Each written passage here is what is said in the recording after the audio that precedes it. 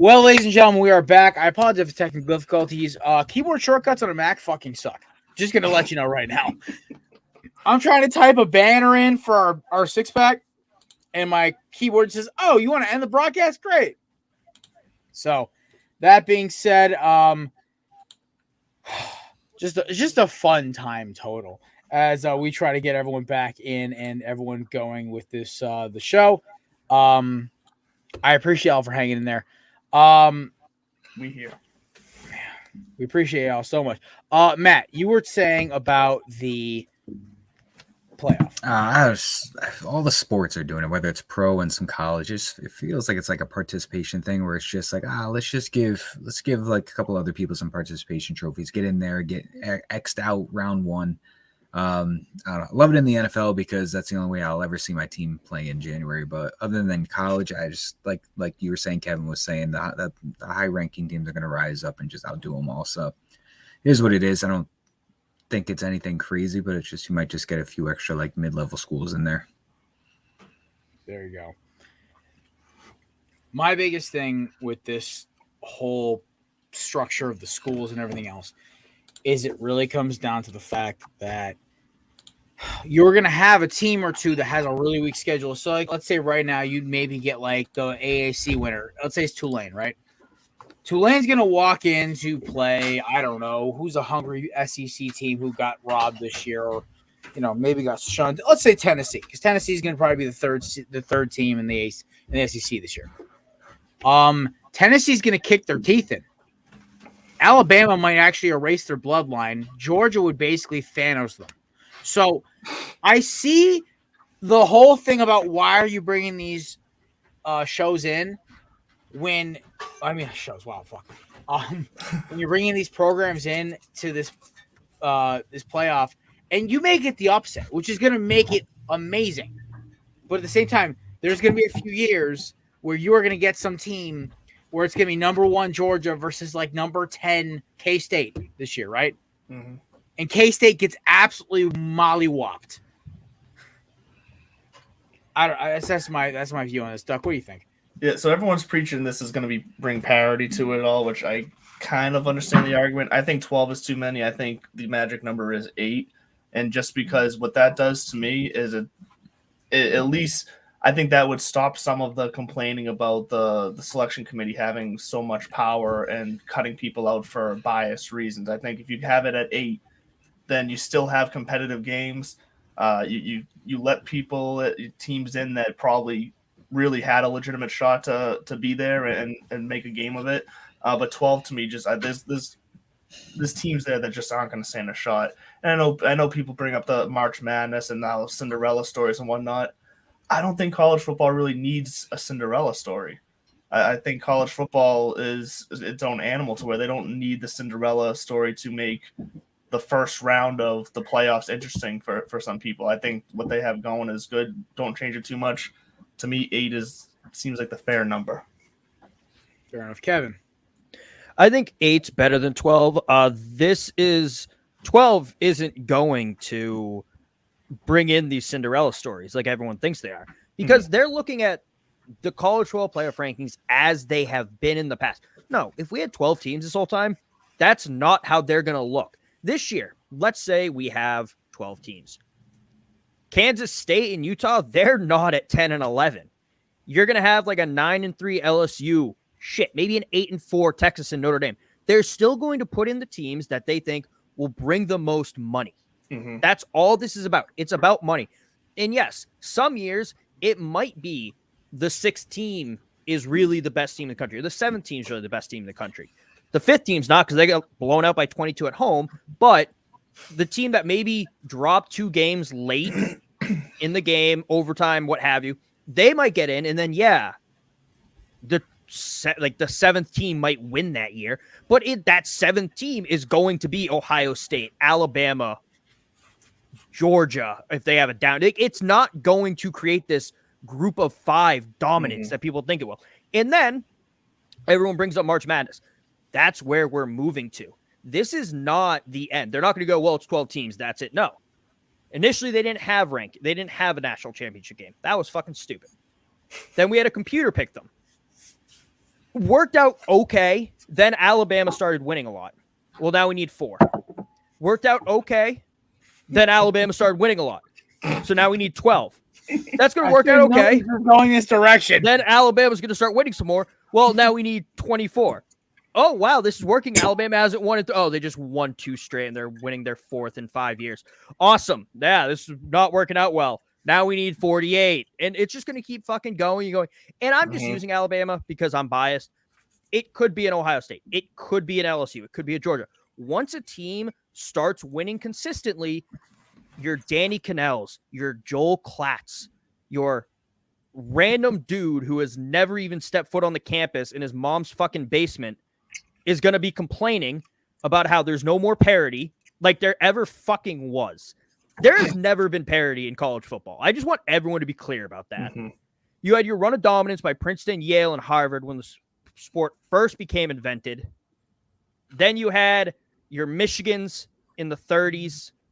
Then you had Alabama in the 60s and 70s. What? Notre Dame back in the days before segregation. Yeah. And then in the 90s, you had the U. Early 2000s, you had the U. Then you had Alabama in the late 2000s, early 2000s. It's not going to stop. There has never been parity. You can't just keep adding more and more teams and then complain once the same group of characters keeps fucking winning. This is why I rely on Kevin for stage counsel.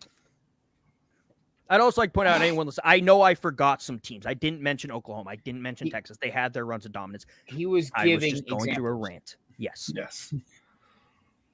My biggest thing about this entire, just the whole playoff thing, is that I know the NCAA is trying to capitalize on the money making, the whole thing of, hey, how easy would it to me instead of making these bowl games meaningless?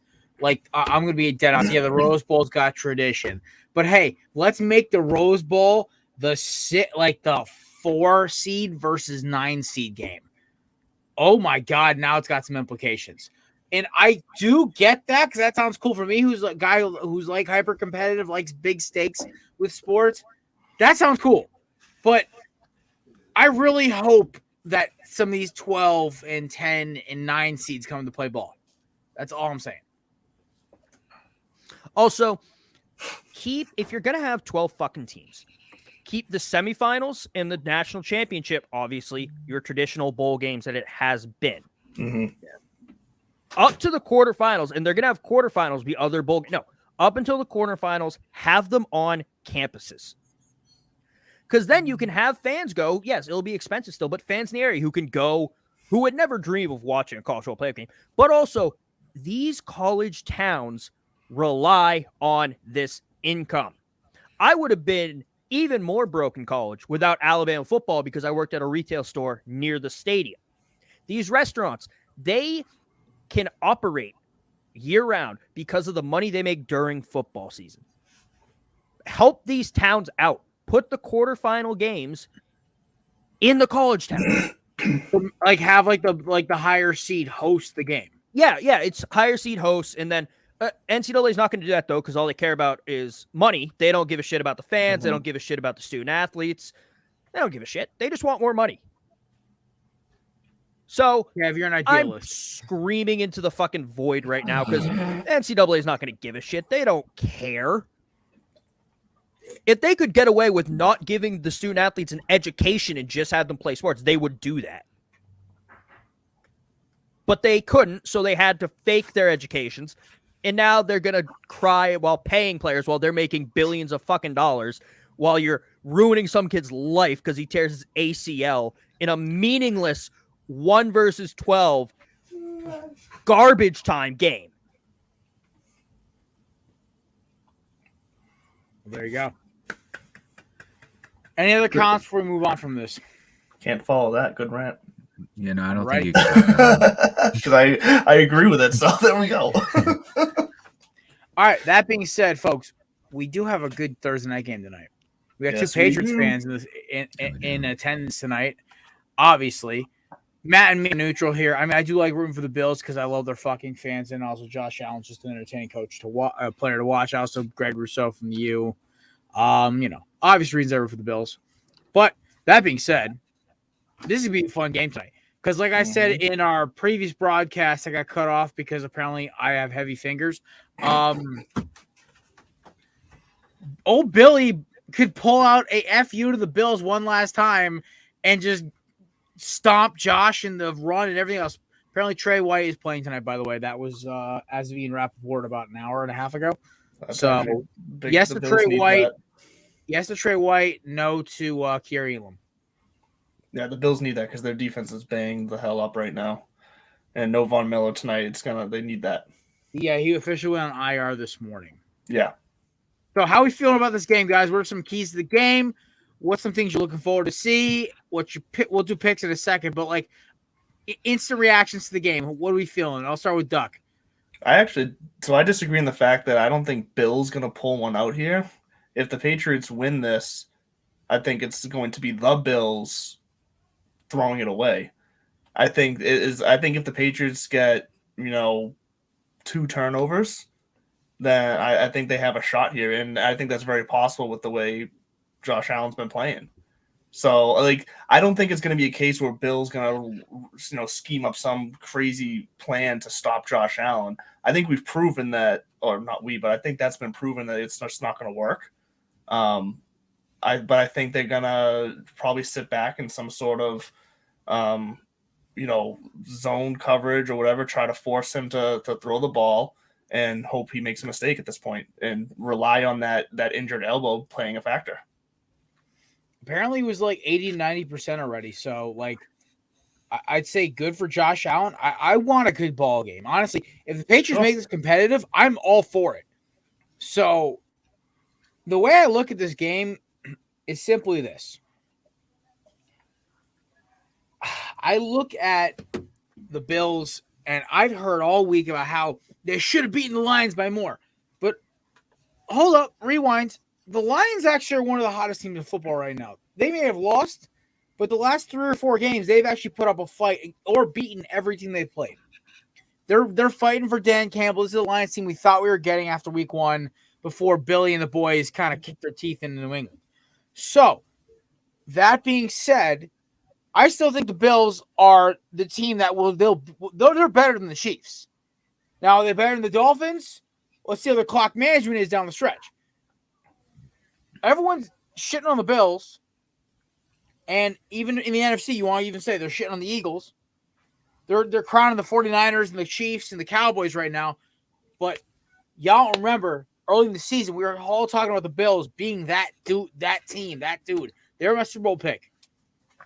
I had them beating, I believe, man, I can't remember who the hell I picked in our football pregame, our Super Bowl preview. I'll have to go back to my notes. For the NFC, who lost. I had the Bills winning again for the second straight year. I will say this. The Allen injury definitely was a problem.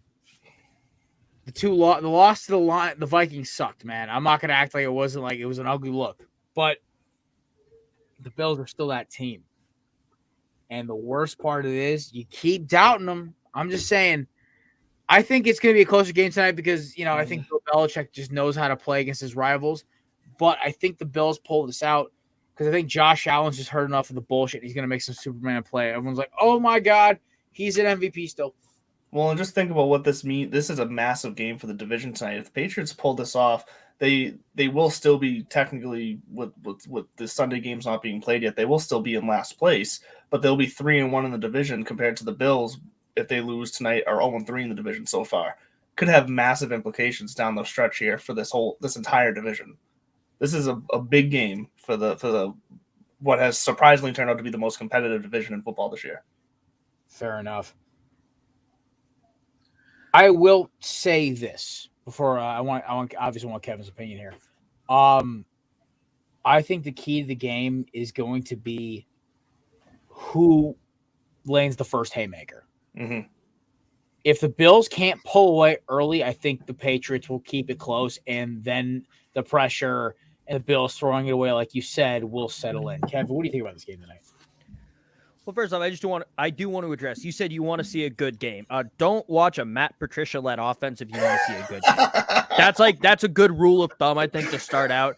Oh, is Matt Patricia still the offensive coordinator and play call it? Oh, this game's gonna suck. Just get your expectations about where they should be. Second of all, I appreciate your honesty. I fucking hate Matt Patricia. Yep, I'm there with you.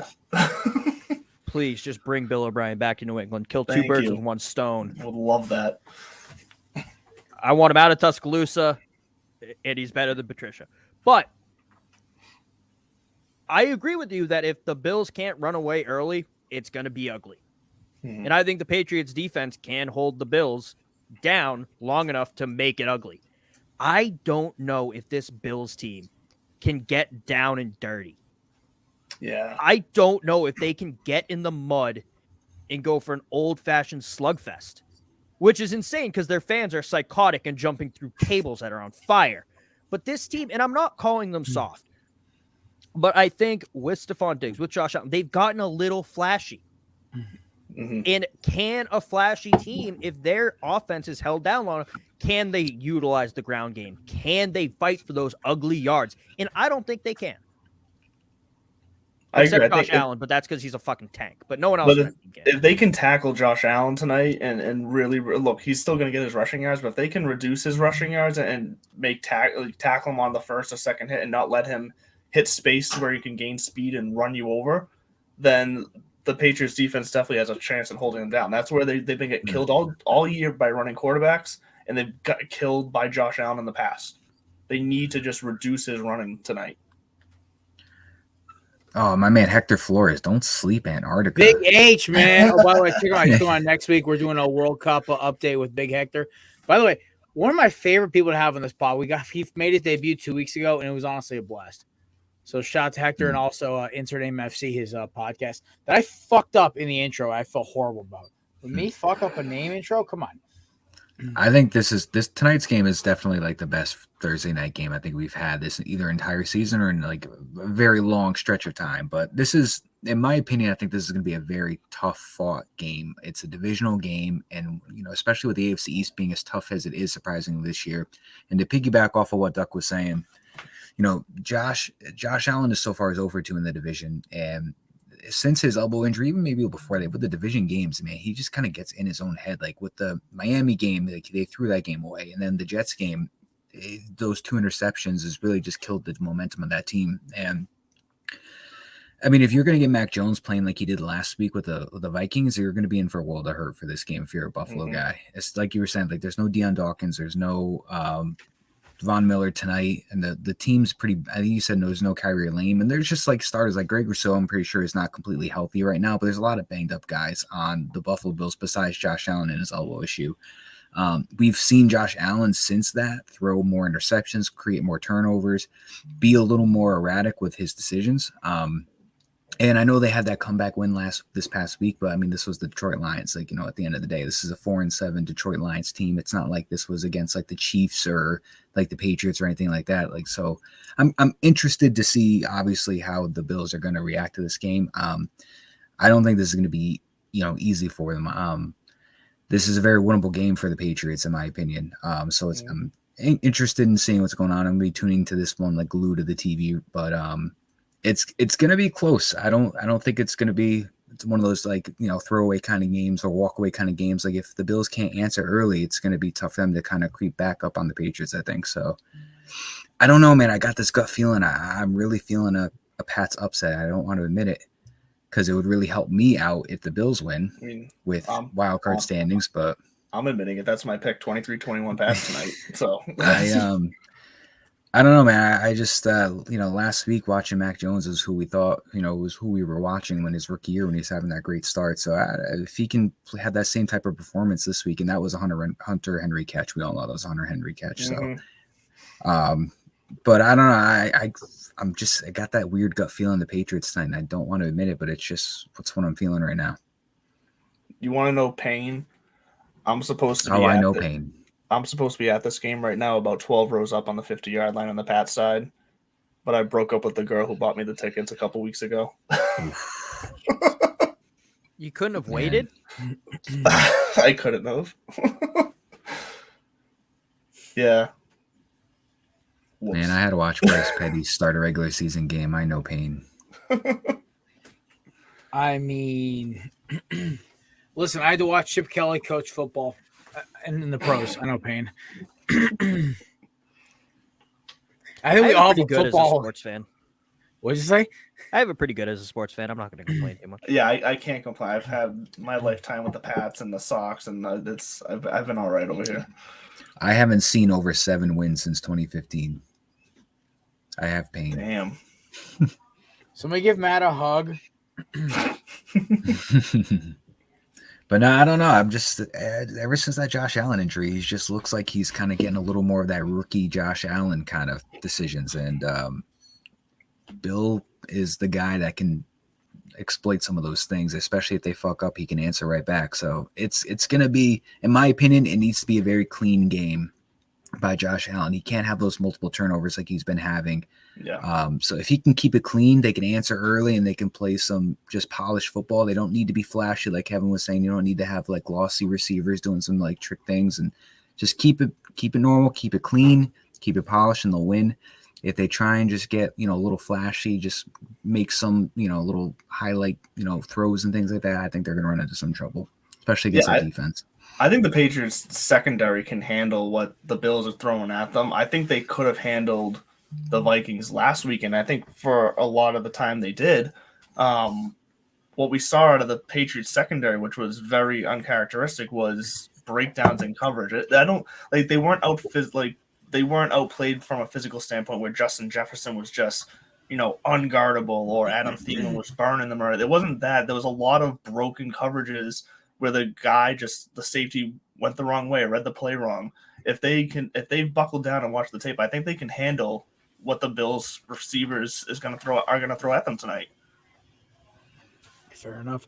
I'll do my pick quick because we got to get on the 6-pack, but I have the Bills winning. I'm going to say 24-17. I think the Patriots are going to be able to get the ball back, but I think the Bills will find some way to make a stop. I mean, I said it earlier. I have Patriots 23-21.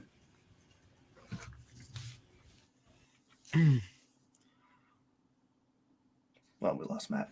Matt's connection died. So while Matt is trying to get his life together, Kevin, who you got tonight? Pats, like 10-3. Holy shit. 14-7. As we're saying, this might be one of the better Thursday night games we've seen. If it comes up, Kevin's like, nah, fuck, monkey right. I mean, maybe 14-10. As Patriots fans, if it's that low of a score, we win. Like, that's still a great game, but I think the rest of the nation would look at it otherwise. Yeah, no, 100%. The game's gonna be shit. The result might be good. Love it. I'm wondering where my co-host went because he hasn't texted me or like said anything about, hey, my connection died, so I'm hoping Matt's okay. Worst comes to worst, he has to text in his There he is. Oh, there he is. Starting to wonder if he pulled a me from a few weeks ago where halfway through the show I realized I was too drunk to be doing a show. I was I've done that just before. I was cutting in and out, and I kept hearing you like talking. So I'm like, oh, good, he's not done. I said I still got time, and then all of a sudden I recovered, and then you were still going, and then it just blacked out again, and then that was it. Yeah. Tis the podcast. We didn't end the life. broadcast. We didn't end it. We did not end That's it, good. no. Andrew, what you do is when you're too drunk to be doing a podcast and you realize it halfway through, you just power through. Just get drunker so you don't realize you're too Me drunk and to Kevin do a did this podcast. for 2 seasons. I was banned from a podcast for doing that, actually. I mean, we also start That's have nice. you play Leonard Skinner while we drank whiskey in the middle of a podcast once. That was a mistake. Sounds like I call that a great experiment where me, you, a former Belly Up employee, and host of Slapshot Sweetheart, shout out to Shannon, and Pat decided, hey, fuck it, it's time for some whiskey and Leonard Skinner. We're gonna get after it tonight. Jared singing "Sweet Home Alabama," slipping whiskey on the rocks. What could go wrong? I actually wasn't the worst one that night. This all started when Samir tried to have the balls to say that Allman Brothers was better than Leonard Skinner. That's why he's not on the show anymore. Now I know. Well, my mother This- still thinks that's a great opinion, but we're not going to talk about that. Kevin literally. Yeah, but it's your mom. She gets a pass because she's awesome. Yeah, but she's like, oh, but Skinner's Skinner's too much for me. Yes, DJ's got a point here. All right. Speaking of everything that could go wrong, let's get into these gambling. How I'm about to be in gambling debt at some point, ladies and gentlemen. It's time to crack a six-pack. Presented by the amazing folks at YeatsOfficial.com. They are sponsoring, of course, our first six-pack today. Our second one will be sponsored by another one of our great sponsors. But, of course, promo code CornerBooth, 10% off for Jared and Saban-proof glasses. Yep. Scared what that old nightmare is doing. Yeah, I got Ghost passed out on the couch over here. This is why I love when I do a show, because he's went from trying to knock everything over now just to pass out on my couch in my office, and he doesn't move for like an hour and a half. It's perfect. He knows. Just took long enough to not be a fucking little terror. Anyway, that being said, first game of the weekend, Utah USC, the Pac-12 championship game. The line, which I put in here originally, I don't know why it is missing, I believe was -3. I have -3. Yeah, -3. Okay, the line's -3. That being said, gentlemen, how we feeling about Utah versus USC? I'm going right for Utah on this one. I mean, you got USC. They lost to Utah back in October, and they're going to be looking to avenge that past loss. Since then, they've won 5 straight, and you got Caleb Williams emerging as a Heisman favorite. However, you got the Utes. They've been in this situation before. They're reigning Pac-12 champions, and it's not going to be easy beating them a second time. I just despise USC quarterbacks as well, but give me Utah for a clean sweep. Jeez, like I was hearing Kevin talk for a second with that last sentence. Doc Man.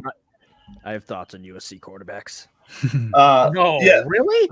I think we all alluded to it earlier, where I think we all feel like this is a very easy, well, not very easy, but this is like Utah over USC is a juicy upset pick here.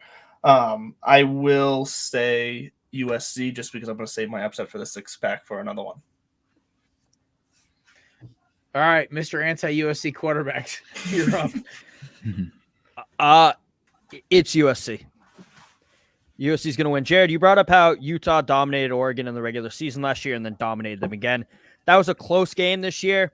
Dalton Kincaid had the game of his life. And if you look at his game throughout the year, he'll have a game where he's wicked hot and then drops down to like 50 receiving yards and no touchdown. Gets wicked hot, goes down to 15 receiving, or like 50 receiving yards, no touchdowns. He's on 2 hot weeks, 99 yards and a touchdown against Oregon and 102 yards in the touchdown against Colorado. But that's fucking Colorado, so that doesn't count. He's going to have a down game. They're not going to win, and USC is going to be waltzing into the college football playoffs.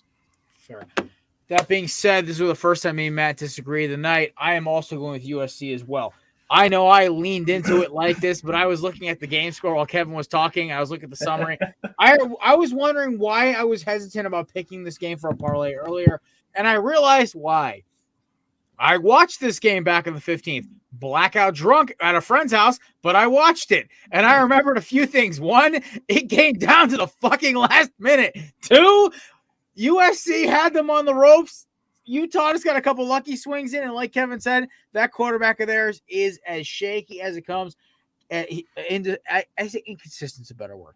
Caleb Williams is playing like a Heisman candidate, and I think this is his signature game. Is he's going to get the dub and beat the Utah Friday curse. Kyle Whittingham has had an amazing career at Utah. I will say that. Here's the problem: they are just the pain in the ass program. They're never going to win anything, but they're just that team who doesn't want to see anybody else in their conference succeed. So pull them out, but not this time. I think USC is going to catch them in the act. And yes, my boy Hector got it. USC revenge game, and from the USC fan himself, that hurts. Damn, Brett, I want some confidence here. Matt's lone wolfing tonight, I guess.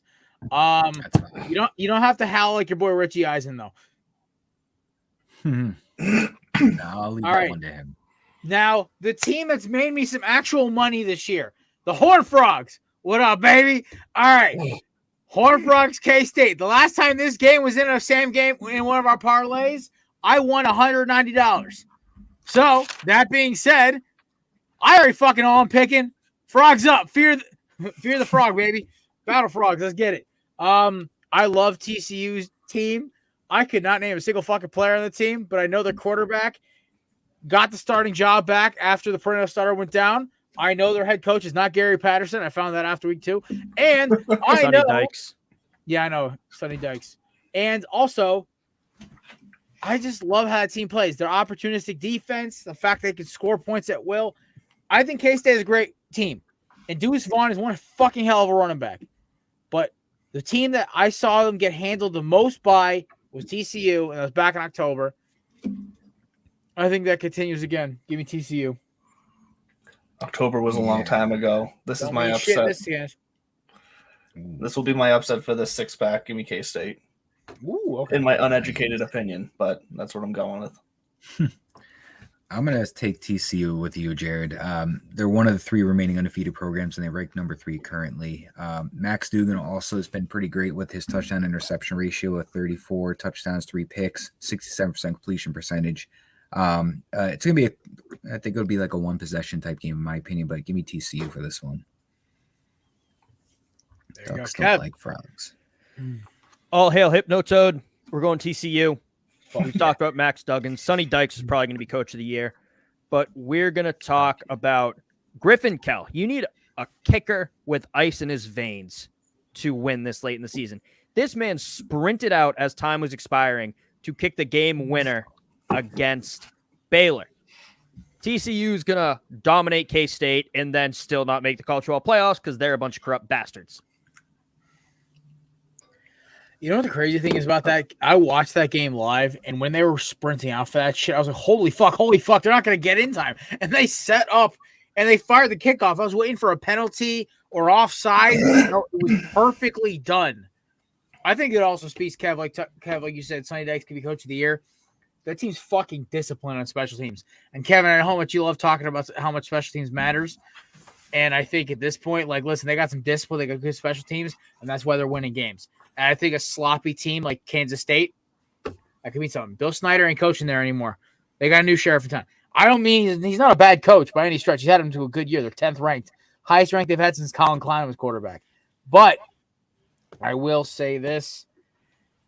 TCU is that dog, bro. They're that one team where everyone's like, ooh, they could be a problem going forward. Either way, I got TCU winning as well. All right, moving on. We are moving down south to Kevin's favorite conference, the SEC title game. Matt's LSU Tigers taking on the Georgia Bulldogs, defending champs. Line is 17.5. Let me rephrase it this way. Anybody got LSU covering? No. I wish. Even the Tigers fan says no. All right, so I got a clean sweep for Georgia. Well, you probably cover, but I promise all of you I tried very hard to convince myself that this should be my upset, but I looked at it as if I'm putting my own money down, I should really think of this logically. So I'm going to pick Georgia, and I'll say that LSU could cover, but the outcome is going to be all Georgia. It's not going to be pretty. I can talk you into LSU. Don't listen to him. This is Kevin's plot to lie. This is how he causes you to lose. If anybody money. could, it's going to be this guy. Yeah, no. Zach, Kevin, you want me to try? Could have been a lawyer in You the can give it a past, shot. for the way he talks you into bad decisions. All right. Yes, LSU had 2 losses. We know that. Those were early in the year. Those were on a fluke blocked extra point against FSU and another earlier in the season loss. They beat Alabama. Brian Kelly is the coach you want in this situation. Like I said, you need an ice cold kicker. You also need a coach with balls. Alabama had won in Death Valley for years. It was back before Saban's tenure when LSU won in Death Valley. Brian Kelly knew this, and going into that game, he had the balls to go for 2 to end it in overtime instead of kicking the extra point and hoping Bama fucks up on offense. You need a coach who's willing to make those hard decisions. LSU's looked hot down the stretch. And you know what? You're going to have to kill some kids to get this win. Kill some kids' dreams. And Brian Kelly's got some great experience with that. He could not go a whole fucking show without talking about how Brian Kelly killed the kid. Bro, it's in our intro. It's in our intro to save time so we don't have to mention it on the show. That's true. Fair I mean, listen, Kev, I wouldn't expect anything less from me, buddy. Matt, you change your mind? That would, I'm not gonna lie, that made me want to run through a wall for LSU. Oh, and also Boutte. Boutte is an electric receiver.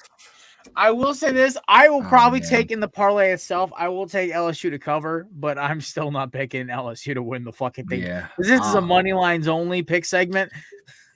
You've intrigued me to take the spread. I think I'm going to stick with Georgia to be safe. But if I'm wrong, I will happily announce it on every platform I could think of that you were correct. Kev, I think you need to bring us both onto your show just to talk about how he was wrong.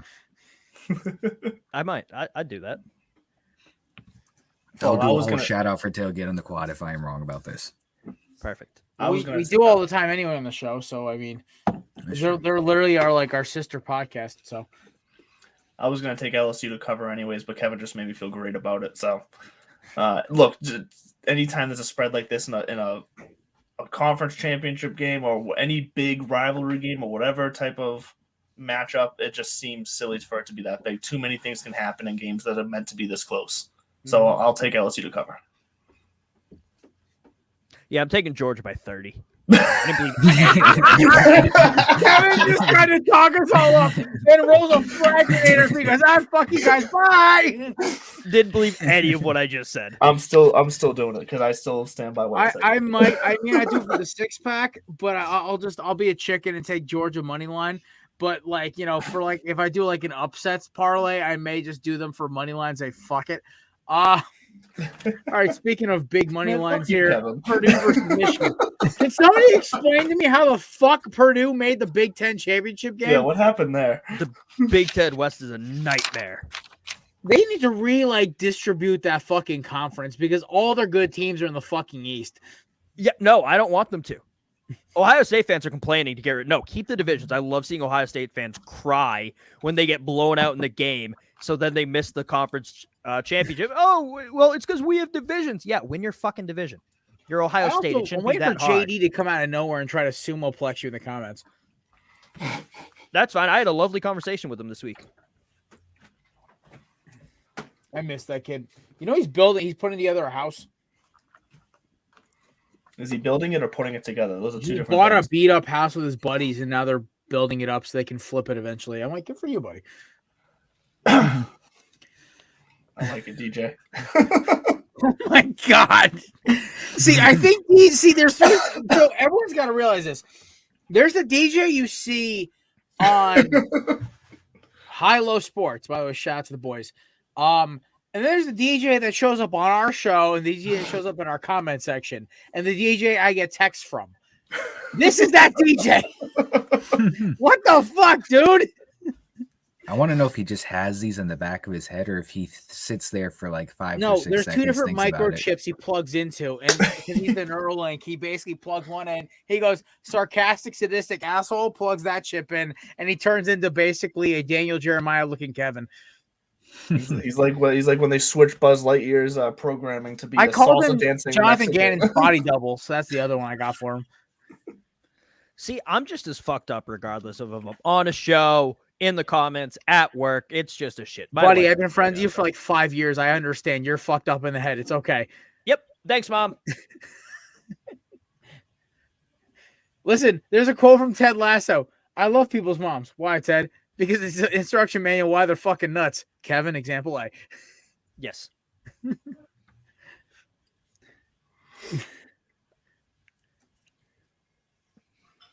Yo, straight up facts. I fucking love DJ, man. Oh, nice. Well, by the way, shout out to the Kels for coming on with us for our holiday, for our Thanksgiving special. Oh my god! All right, everyone picked this game yet? Yeah, I think so. Oh, I think anybody actually have fucking Purdue winning this game? I don't think anybody actually picked. Kevin, put your fucking hand You're down. not going to bait me into picking Purdue just to turn around and say Michigan by 50. I don't. You know what? Kevin, here's your shot. You get 30 seconds. Sell me on Purdue. What is Purdue known for? Oh, Jesus. What are they known for? Upsets. What? Yeah, upsets, upsetting the number 2 team in the country. Specifically, Purdue, the Boilermakers know how to get it done against the number 2 team in the country and fucking no one else. I feel the spirit of Drew Brees in this team. Aiden O'Connell is going to lead the Boilermakers to victory in the Big Ten championship, and then Michigan's going to be like the 4 seed. So But yeah, much, no, I'm Purdue. So how much you have Michigan by winning? Michigan by I have Michigan by -3. So you actually And do this have Purdue winning, huh? You're being serious. Okay. Holy Yeah, fuck. hang on. I actually have our spreadsheet for my show up on my phone to make sure my picks coincide. Oh, wait, actually, I have Purdue by 2. Jesus. Let's just try to line it up. Purdue 20 to 19 or 21 to 19. Holy So yeah, fuck. I actually have Purdue winning this game. I'm like in shock right now. Duckman, talk me into some logic here. And Blake Corum's out for the year. So He is. Well, I did just see that he's getting surgery done. I saw that today. Yep. Which that is backup that is- running back didn't do too bad. Yeah, not too bad at all. yeah, no, they're Michigan's running backs are good outside of Blake Corum too. I'm gonna take Michigan on this one. Purdue, I don't think. I think that I don't think earns it, Kevin. Purdue's I'm won. sorry. I don't think Purdue's won a Big Ten championship since I believe 2000. Michigan's going for its second in a row, I believe, or yeah, that was what it was. But I don't know. I'm taking Michigan. The LSU one, I was ready to run through a wall, grab my sweatshirt, and just fucking bust through this door outside and just go crazy, but not for Purdue. Yeah, no, I don't give a fuck about no Boilermakers. The only thing they've ever done for me was pick off Dwayne Haskins 3 times and give me the greatest tape on why you should never draft Ohio State quarterbacks ever. R.I.P. to Dewey Haskins. He was turning his life around, which really is unfortunate. But that being said, yeah, Wait, I got. say it's unfortunate that he turned his life around. Is that what you No, just it's said? unfortunate he passed away. Oh, I was gonna say, wait a minute. Jesus Christ, Doc, I'm not that fucking mad. Oh my Wow, God. okay. All I right. also thought I heard that, but I was gonna let it be. Okay. Oh my God. All right. Fuck. Okay, Moving go. on. I got Move on, Michigan by a please. fucking mile. This is honestly would have been my gimme if I wasn't such chicken shit. This is the fun one because this game actually won me some money a few years ago. Shout out to Caesar from Craft Brew Sports. Always bet against Caesar and Tulane. UCF got him. It was close though. That's all I'll say. So I'll let you guys pick this one first. We'll let the college expert go because I feel like he's going to tell me some reason why I'm an idiot for picking UCF if I pick UCF. You're on mute, Kevin. You're on mute, Kevin. My mic disconnected and then it just muted me. Oh, okay. It's the green wave. For a second, I thought you said "fuck you, Kevin" when I said it's the green wave. I mean, I've said worse to you. Knots fan here. But it's the green wave. If you don't blow a team out, I'm not going to pick you the next time around. If you beat them close, it's so hard to beat a team twice, especially they're playing pretty close in terms of games. They played like 2 weeks ago. It's tough. Yeah. Oh, no. They played. Yeah. No, the 12th. November. See, I know. 4 weeks ago. You're close. 4 weeks ago. Yeah. Was it 4 weeks ago? Yeah. Memphis, Cincinnati, and a bye week. Or no, sorry, no. Okay. Navy, USF, and a bye week. Okay. So, but on top of that, you always pick the SEC powerhouse. And Tulane has won an SEC championship more recently than Vanderbilt, more recently than Texas A&M, more recently than Missouri. You pick the SEC powerhouse every time you can. It's Tulane. Hey, guys, do you want some private dating chat, girls? I was just gonna bring it up. I was gonna do it. Fuck yes. I'm just blocking them. I can Yes, do that that's- from your show, blocking them. That is smart. Oh my god. Well, I mean, listen, that means our show's getting enough views because if I've noticed this, if your show's not getting X amount of viewers per hour, it won't Yeah. get that bot. And so I'm almost kind of sad when I don't see one of those like fucking girl sites things. And I'm like, fuck, we're not doing well enough. Listen, That's a good metric. Do we have porn sites in our comments? Oh, we do. Wait, All right. It was a good show. Hit by the FBI? No. Divots and Pivots got our first one a few weeks ago, so I was happy. Hey, your cherry. We're growing. That's what she said. You're growing, not showing. All right. Hey, Brett, appreciate you, brother. Have fun north of the wall. He's from Canada. Oh, I thought that was like a Berlin Wall joke or something. I No, don't know. it was half I don't know. half Game of Thrones, half Canada is a second world country. What game are we on right now? We are on Tulane look versus at UCF. I have the the green damn wave Give me because Tulane. yeah, I think we're all taking Tulane here unless Doug Yeah. wants to throw a monkey wrench. in there. They got the number 1 scoring defense in the AAC and the number 2 defense in total defense. They've topped the 2-time champs Natty, give me a Cincinnati, stat. beaten 4th place SMU. Give me Tulane over UCF. Matt, In I the also, whole chat. Matt, I just want to point out to you also, by the way, if you're north of the Berlin Wall, you're not in Berlin anymore. Oh, that does East to make west. sense, doesn't it? Berlin Wall runs north to south. That does Matt, make you're sense. in the Arctic Ocean at that point. No, you're I still mean, in I Germany. was- You're just not Yeah. in Nah. Berlin. You're in I am East also Germany, the only technically. one in the world rooting for Antarctica in the World Cup, so this does make sense. I just didn't get my I mean, dimensions hey, correct. look, I'm a big Penguins guy too. Not the Pittsburgh Penguins. Fuck the Pittsburgh Penguins. I agree. Hey. With the Pittsburgh Penguins. I hate Fenway Sports Group. Everything they own besides the Red Yeah, Sox. I do is too, the worst. which You makes know rooting what? for my hockey team even more painful. I'm right there with you. I really hate the way they do business. I hate Liverpool. Like Although I thought that are they selling Liverpool? I thought I They heard are. rumors of that. Yeah, okay. But still. We they gotta are get probably the to train moving some here. Middle Eastern oil baron. It's fine. Last college game. UNC and Clemson. DJ, I cannot throw a completed pass ukulele versus Uyunglele. Ungalungale, whatever. Uyunglele. DJ you. There we go. Versus Drake May, brother of Luke May, a man who actually won me money in college. UNC took a rough loss to the NC State last week. I'm not gonna lie. I sat there in my at a bar, whiskey in my hand, seeing that score with my boy Maserati. We're at a bar in Philly. I saw that score. I was grinning a little bit. I was like, Hey, you know it's a bad loss because Boston College beat NC State this year, so that says all you need to know about Didn't NC Boston State. College lose to fucking UConn? Yeah, Hmm. that's why I don't mean know. the You fact come on that All right. eyes. NC State lost to BC. Let's run this one and back then here. UNC lost to NC State. Listen, we run that train again. The Jaguars, the best team in football. Okay, so like let's go back. Let's make this one quick. Last college game. UNC's winning this game. I'm going to tell you why. No. Clemson has not faced an offense this explosive their entire season. I think UNC's top 25 in the country in points per game. Drake May is having a Heisman level season. NC State's top defense couldn't even hold them under 25 points. I think Drake May is going to annihilate that team because not only are they hard to get after the passer, it is also hard to bring down that, like, stop the flow of that offense. And even if Clemson does slow down that defense, North Carolina's defense does force turnovers. That's the one thing they're actually decent at.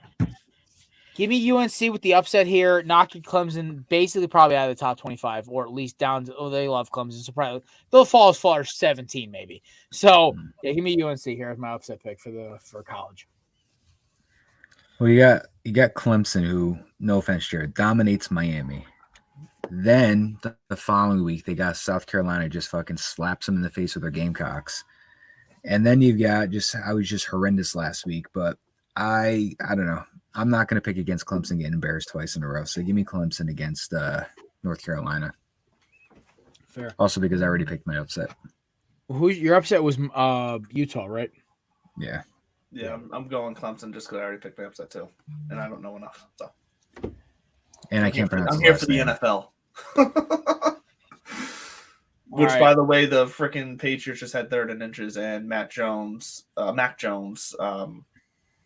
the wrong way on the handoff, tried to recover and fumbled the ball. They recovered it, but 4th down, punted.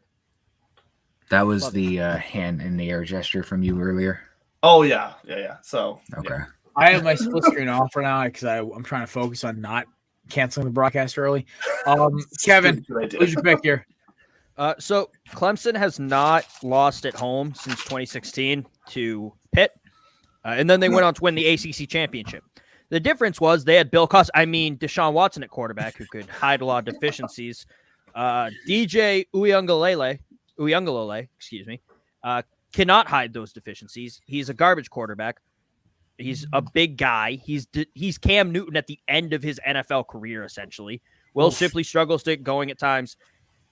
Drake may have had some down weeks, but yeah, it's going to be UNC. There we go. See, me and Kevin agree on something that's a terrifying prospect. Yeah.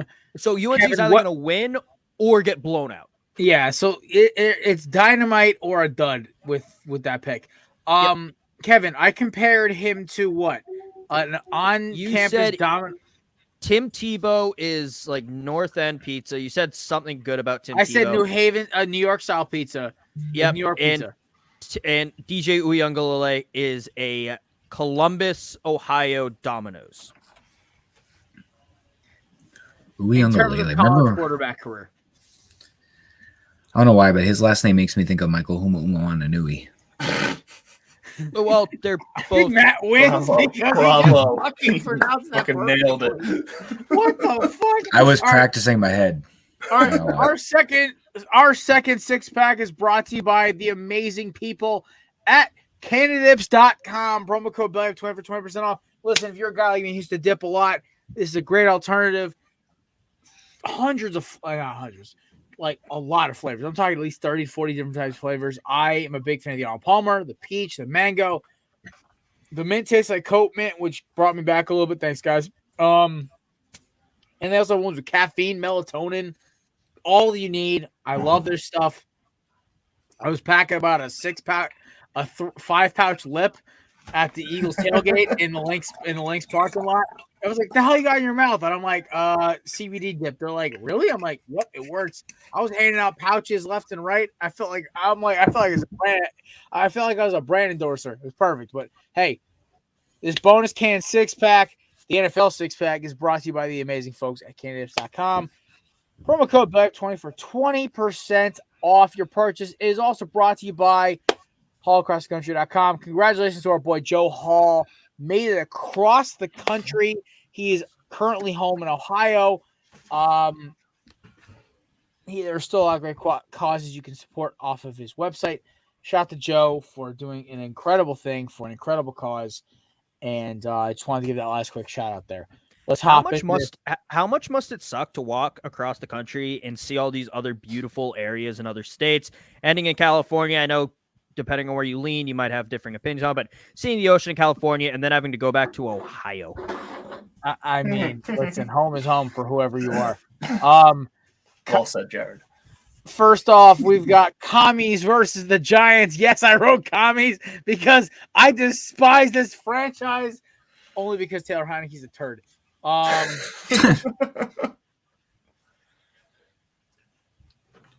You're not a fan of It's Heine Time with Taylor Heineke? I'm not a fan of Heineke. Listen, I loved Heineke until he celebrated like he was like the GOAT after he basically had a shit performance against the Eagles and only survived because of about 4 or 5 bullshit calls in the last 2 drives. Did the Eagles play like shit? Yeah.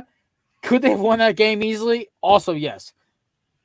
That being said, enough of me bitching about a fucking game from half a month ago. How are we feeling about this game, gents? I'm going to take the Giants with this one. I think Ron Rivera has to probably owe his life and soul to Taylor Heineke for still keeping him employed. The team's battling behind him pretty, well. I mean, they're 7-5 right now. They made some pretty good turnaround right now. But it's also the Washington defense. I think you're just going to hand the ball off to Saquon Barkley, do some checkdowns to Saquon. I think he's just going to run all over that defense. I don't think it's going to be a wide margin game. I think it's going to be within a one possession game, but I'll take the Giants in this one. I am going to take the Giants as well. One shout out to I know that's your fiance's team, Matt. Shout out to Bianca. Also, two, I just am gonna keep picking against the commies so they fucking lose. So here you go. I'm picking. Hopefully the Buck stops in New York. Also, give me Saquon having a great game against them. Mm-hmm. The Commanders lucked the fuck out against the Falcons. That ball actually gets in, and we're not even having this conversation today. The Falcons' 4-man rushing rotation actually started moving the ball against them. If Arthur Smith wasn't such a giant fucking chicken. So that being said, Brian Dable, I almost said Matt Patricius. I am so sorry, Giants fans. Brian Dable will actually utilize the fact that he's an all-pro running back, and I think this is the week where the commies come back down to earth. Giants prove they're still a wild card team. Give me the Giants with the dub outright. I agree. This felt like a Giants. I was actually surprised to see that the Commanders were favored by 2.5 here. So, yeah, Giants for me. Outright, cover, everything, whatever. Hell yeah. I'm taking the artist formerly known as Prince here because they've had so many goddamn names, more than Ole Miss has had mascots. This front seven is the front seven that we've been promised for years now, seeming every draft pick they use is spent on this unit of defensive linemen and linebackers. Saquon, dud game. I think this front seven's going to step up. They're going to dominate. Chase Young's back. Taylor Heineke is good enough to not fuck up and lose you the game. I'm a guess, so this is going to be my upset, even though it's only 2.5. I'll allow it. You're a guest. It doesn't matter to us. Cool. And commies are my upset. I'm making that stick. Here we go, commies. We go.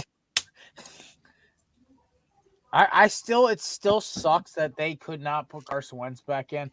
Is it really wrong that I hope Heineke is a game time scratch because I don't know, he just I don't want to get hurt, but he's got the flu or something, so Wentz has to play, and Wentz was 5 interceptions against the Giants. That'd be great.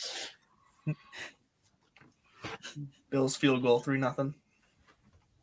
Wow. Okay. I still am in for first touchdown scorer, Ramondre Stevenson. I need him in fantasy, even though I'm playing the worst fantasy player in our league this week. So in me and Kevin's league, so I'm good. But me and Kev are basically running away with first and second place. So that's happening. And actually, no, isn't Andrew right in our tail, by the way, Kevin? Yeah, he's got one more loss than us. Yeah, because my cousin has some miracle, has gone on a tear of 5 straight wins. Anyway, speaking of weird things and unsuspecting, we have Kirk Cousins coming off of a primetime win versus Mike Lightning Thunder White. I don't know which part of that experiment, that nature's phenomenon he is, so I'm going to call them both. The line currently is Vikings -3. Duckman, who you got? Oh, so the smart me wants to pick the Vikings here, but at the same time, I think the Vikings are a fake ass team. I'm picking the Jets. Which kills me as a Patriots fan, but I'm picking the Jets. All right. Well, that's the Jets fan. So this might come as a surprise, but my upset pick is going to be the Jets. What's my start? So I agree with Duck that I don't think the Vikings are a true 9-2 type team. I don't think they're as dominant as the record is showing. I'm also trying very hard to just to buy the Mike White hype and just ride the train until it stops. But you had the Jets defense last year that was averaging, I think, 32nd in points allowed per game. This year they're ranked 4th. They've improved their defense by about a 14 point in total points allowed per game, I believe it is. You got Sauce Gardner against Justin Jefferson. I got the stat right here. I'm not going to lie to you guys. I was shit-faced last week, so I don't remember if he even gave up a touchdown or not. But you got DJ Reed, who up until last week has not allowed a touchdown in 815 consecutive coverage snaps. The defense is legit this season. And this, in my opinion, this team was just a competent quarterback away from being better than what they are right now. So now that you have Mike White in, that seems to be able to actually work the ball down the field through the air. I'm going to pick them to upset the Vikings. I don't think it's going to be a wide margin game. Obviously, I think it's going to be a very, very tight, close game. But I'm going to just ride it and just hope that the Jets can just upset this game, and that just helps me out. And then give me the underrated, nobody knows him, Bam Zonovan Knight, to hopefully just run the ball down their throats. I picked him up in fantasy this week. I'm starting my flex. I'm out of it. I'm officially mathematically eliminated from the playoffs. So. Also, shout out to Rob Saleh for just having the balls to just bench Zach Wilson after that presser, and it's just working out so far. So we'll just take it week by week. Coach right there. Mr. Kevin, who you got? I need somebody to decide this for me because I'm literally a coin. I'm literally like teetering on either side right now. Top 5 quarterbacks in NFL history: Tom Brady, Peyton Manning, Drew Brees, Joe Montana, 1 p.m. Kirk Cousins. That's all I need to say. 1 p.m. Kirk Cousins. You know what? He does play. It's so weird. He does play differently depending on the time. It's not it is fact. I was also going to go with Mike White. Lightning doesn't strike twice. That was the other joke I was going to make. Jeez. That was true last year. I want to believe in Mike White, man. I really do. I want this to be a thing. But I think the thing is, like, one, Kevin's got a point. If this game was at 4:25 or at fucking 8:30, this game would be a wrap. Jets by 10. But here's the thing. This is the first bit. I think this is the penultimate test for Sauce. Can he cover Jay Jets, the best receiver, in my opinion, in football? Can he cover him without, defensive pass interference called or not being called? He does hug his receivers a lot. He's just a hugger. That's what he is. He just has to turn his head around. Yeah, some guys like handshakes. Some guys will always go in for the hug. Those are the guys of the club you want to avoid, ladies. Here we go. So, Matt, fuck it. All right, I'm going with the fucking Jets. I hate you. Okay, because I'm believing in these fucking jackasses from the fucking green and white. And Mike White's probably going to throw like 4 interceptions, and Sauce is going to get toasted by Jay Jets. And I'm going to be like, fucking kill me. Hey, listen, by some miracle you hear this, Sauce Gardner, go watch Darius Slay's tape on how to cover Justin Jefferson, and you'll be fine. Because I think, by the way, my pro comp for Sauce was Darius Slay, so that's why I think that would be perfect for him. I'll be praying. I will pray for you too, because that will be money on the line. All right. Moving on, because we're like really dogging it because of the technical difficulties. We're to speed run this one. Dolphins 49ers. The Mike McDaniel Revenge Bowl. Mm-hmm. This was almost my upset. It was very close. I changed it last minute to the Jets. This was almost my upset. So because I've already used it, I'm taking the 49ers, but I really want to pick the Dolphins here. Dude, these are two teams. I don't know how actually good they are. They may be fucking world beaters. This is the NFL Darling Bowl. Let's put it this way. Mm-hmm. NFL media, from ESPN to Fox to fucking NFL Network, this is the Super Bowl right now, according to them. If swap out Dolphins for Chiefs, but like this is a Super Bowl. And like Cowboys, Eagles, Bills, Dolphins fans are like, what? Come on. I think the 49ers offensively are frauds. I do. They put up 13 points against that bullshit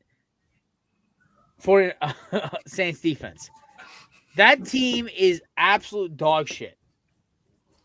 Like I watched that game for 5 minutes in the parking lot at Lincoln Financial Field on a fellow Eagles fans TV. And I watched 5 minutes of the Saints drive down the field and throw an interception. And their defense, which looked sloppy, out of commission, the 49ers just looked out of it. I'm going to pick the Dolphins here only because I think McDaniel's going to have Tyreek just get after it. And aside from Nick Bosa basically body slamming Tua to the center of the earth, I think Tua's going to deliver. Give me the Fins. I'm gonna stick with the Dolphins too, mostly because I picked the Jets as the upset, obviously. But I'm pretty sure they haven't lost a game with Tua under center. Jimmy Garoppolo he's hit or miss. He's up and down. This is gonna be a Mike McDaniel's revenge game. I like Tua working the ball around the field against that defense. Bradley Chubb has been a pretty decent force for the Miami so far, but give me Miami over the Niners just to make that short and sweet. All right. Touchdown. Kevin. I'm going with the Dolphins. I know. Actually, I'm not going to make that joke. That's too far even for me. Teron Armstead. I want to know how dark that got then. Fuck. What was so dark you won't say it? Teron Armstead is going to be hobbled if he plays. Nick Bosa is probably going to have a good game, but you got two speedy receivers who can get out quick. They can run quick routes too. They're not just deep ball guys. So yeah, give me the Dolphins. Tua's feeling frisky. In no South Park episode, nobody's coming after Dolphins today. I fucking love that episode. Duck man, you pick yet? Yeah, I picked earlier. I said 49ers. Right. Even though, because I wanted to pick the Dolphins, but I already used my upset. So sorry, I'm like blank here because I just got like 18 texts from somebody. But Matt, the Patriots are winning now, 7-3. I picked Dolphins. We're all also on the Fins. Marcus Jones got the first touchdown for the Patriots. It was Sure not did. Ramondre. Showed some speed, baby. Well, Ramondre's now been part of 2 fumbles that have been recovered by the Patriots, luckily. You know what? I blame Mac Jones. Watch. All right, here we go. Him. Speaking of these gentlemen here, we got Eagles and the Titans at the link, 1:00. I will actually be calling this game for Belly Up Sports with Ben Thorpe, former Titans tight end and former Florida Gators tight end.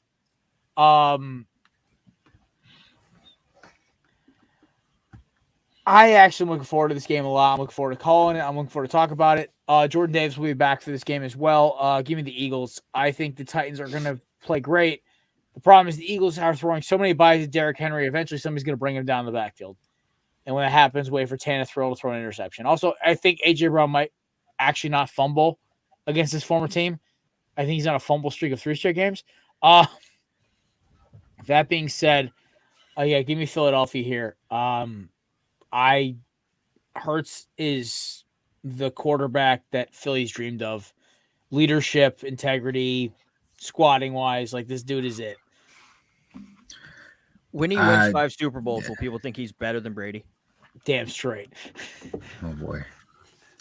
The Titans fans, they hate AJ Brown, and I really don't know why, but give me the Philly money line. Give me the over on AJ Brown receiving. Give me the 2 anytime touchdowns by AJ Brown. This is going to be a revenge game for the making. I'm taking that parlay and the Eagles money line.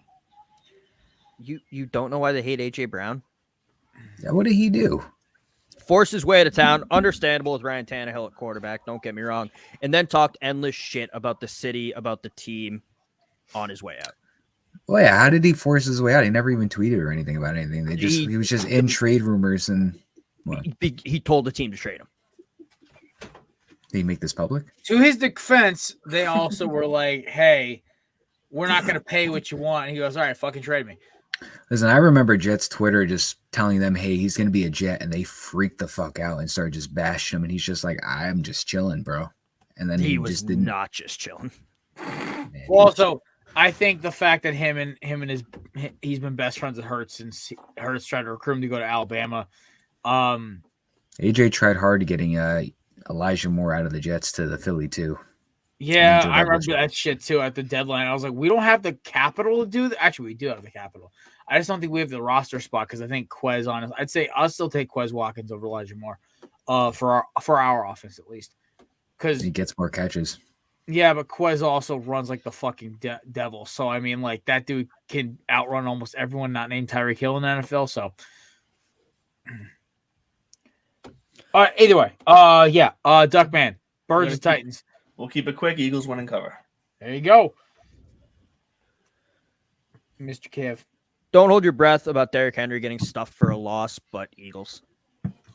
Listen, I think Henry's going to still have like 85 to 100 yards. I think he's going to be like having a good game. But the problem is that if the Eagles get up and score early because the Titans defense is hit and miss, I think Vrabel's not an idiot. He's going to have to pull the run at some point, and Tannehill's going to have to beat Slay, Bradbury in that pass rush.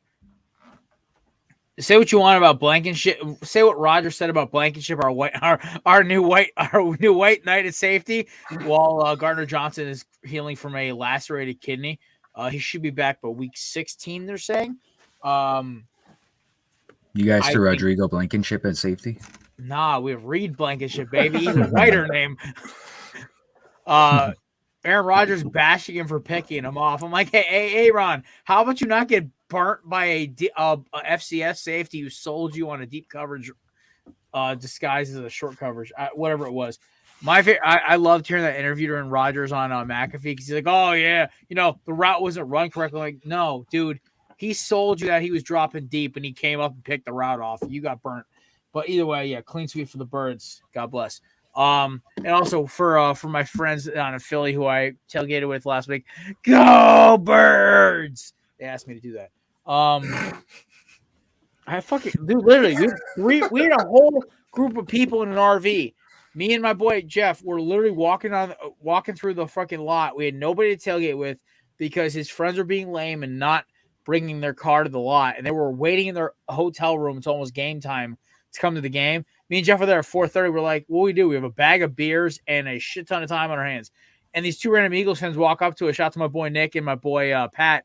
They walked over and said, hey, come hang with us. And we played cornhole, ate, drank, watched the games with them, and it was a blast for 4.5 hours. So nice. Eagles fans tailgates are fucking lit if you have not been yet. Well, I'm very happy that they didn't, just kidnap you in their RV with these strangers. Well, I mean, listen, Jeff had a freaking Giants hat on. I wanted to throw him in the fucking border potty for that.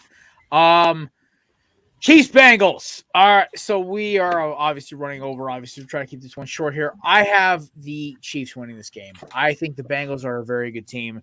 They beat a decent team in the Titans last week. The problem is the Chiefs are, quote unquote, the best team in football.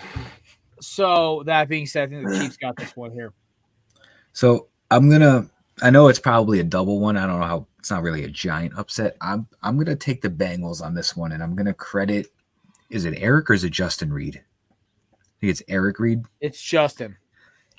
I'm going to credit Justin Reed with this loss because he's pretty much saying he's going to cover T. Higgins, Jamar Chase, Hayden Hurst, and the entire team on his own. He's going to lock them all down one by one. And I don't know. Is Chase playing this weekend? Yeah, Chase is playing, and he said he's going to lock down Chase, Higgins, Hurst, and the rest of the entire team. So now all the Bengals are just tweeting out. They're all pissed off, and they're all motivated. I just feel like this is now a trap for Kansas City. It's just going to be all credit to Reed for this loss. So give me the Bengals by a very close one. Now I want to take the Bengals here. Fuck. All right, Kev, go. I'm taking the Chiefs. I think they're rushing Jamar back to try and get into playoff hunt more secured again. So give me the Chiefs. All righty. And Duckman. Yeah, I'm there with the Chiefs as well. All right, last game, the Deshaun Watson Bowl. Massage not included. I think if I was that quarterback for the Texans, I still wouldn't be able to beat the Browns right now. So I'm gonna take Deshaun Watson, the Browns, and I'm gonna credit Nick Chubb and Kareem Hunt for this victory because I think he's gonna be very rusty, but I don't think it takes anybody's skill to beat the Texans right now, with or without Davis Mills. All right, anybody have the Texans actually winning this game? No, I want to, but no. Yeah. So here's the way I look at it. I think the Texans are going to cover. I think Watson's going to look awful, but because the fact that the Browns have one of the top 3 best running backs in football, they have a top 10 receiver, top 15 receiver in Amari Cooper, a good offense, honestly, and a very loaded defense. The Texans are bad, guys. They're fucking terrible. So yeah, no, give me the Browns. I don't care who the fuck is playing quarterback. Oh my god, the victims are going to be in the stands. I don't care. I just want the victims to have justice if they're the victims. Like, I don't give a fuck that they're going to the game. That headline to me just kind of was making my head like, what? Why is I think this they're gonna have. I think they're gonna have a lot of just momentum on their side if fans do come out, and with probably the protests and the victims in stands. I think if they had competent people running that franchise, I think they could have made this team a little more competitive. But you got Lovie Smith as coach, so. And they're waiting for Josh McCown to be ready, which is also telling me how they're going to be 1-9-1 for the next 6 years. Fair enough. All righty. That being said, that wraps up for the six-pack, folks. We appreciate y'all for listening to the show today, obviously. Shout out to our boy Duckman. Duck, where can we find you? Why is it zooming in on me? No, we're zooming in on you. Here we go. Where can we find you at, Mr. Yeah, Duckman? every Tuesday night, 8:00, Divots and Pivots. You can just search Divots and Pivots on YouTube. And you can find my Twitter at Real Mr. Merrill, as you see at the bottom of the screen. And then every Sunday morning, Belly Up Fantasy Live, 11 a.m. every Sunday morning. Chase, Kevin, another Kevin, join me for that every week. So we'll have some different guests on this week. But yeah, I actually hosted that show once, by the way. Fun fact. Oh, did you? Yeah, remember you had like randomly you couldn't show Oh, up yeah. I on it? needed a host. Yeah, that's right. Hey, listen, you guys need me back on again. Just let me know about 3 hours and about 24 hours in advance. Hey, we still need another spot filled this week if you want to join us, though. I am. Oh fuck, no, I can't do this week because I'm prepping We're having Lou on. Lou Gamelin. Oh, nice. I cannot do this week because I'm Christmas tree chopping with my dad. Actually, we were actually going to the woods and cutting one down, and I also am calling that Titans-Eagles game. Oh yeah, that's so I have a very busy Sunday. Mr. Kev, where can we find your amazing content? At Belly Up Kev for absolute nonsense and shenanigans, and at Quad Tailgate for absolute nonsense and shenanigans, but college football related exclusively. And also we drop episodes mostly Thursday mornings, but we've switched it around the last couple weeks because Kieran's been busy. But yeah. Fair enough. And Matt, where can we find our amazing content? You can find, me personally at Corner Booth Matt on everything except Twitter. I believe I'm still Big Wisp _8, but you can find the official Corner Booth channel at the Corner Booth Pod on Instagram and Twitter, and at Corner Booth on TikTok. There you go. Check out Matt's amazing shit. And also YouTube Shorts coming from Matt soon. Also, we want to thank you all so much for coming out today. Shout out to amazing sponsors, eatsofficial.com and Candy Dips, and of course to our boy Joe Hall across the country. Shout out to all of the people who showed up today and the people commented, people guest hosted, everything. We love y'all dearly. We thank you for sticking by us for this hour, 45-minute episode combined. I am going to go upstairs and watch this abomination of a game and try to relax. It's close. It's a good start. I know. This is crazy. Yes, Kevin. Cade McNamara just transferred to Iowa. Why is that actually kind of cool to me? I kind of like that, actually. Didn't the Michigan quarterback... I like it because they actually have a real legit quarterback now. They actually might score more than 5 points a game. Not with Billy Ferentz calling plays. Fair enough. All right. Nepotism never works in college football, ladies and gents. That's all it works. Listen, Mark Richt's kid was the worst play caller in Miami history. I'll catch y'all on Monday for another Corner Booth podcast episode. Next week we'll have an update with Hector Flores from Insert Name FC for our World Cup update. Go US, go Birds, and have a great weekend, guys. Peace.